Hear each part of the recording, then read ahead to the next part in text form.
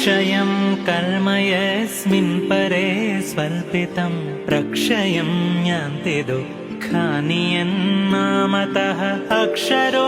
योजरः सर्वदैवामृतः कुक्षिगं यस्य विश्वं सदा जादिकं प्रीणयामो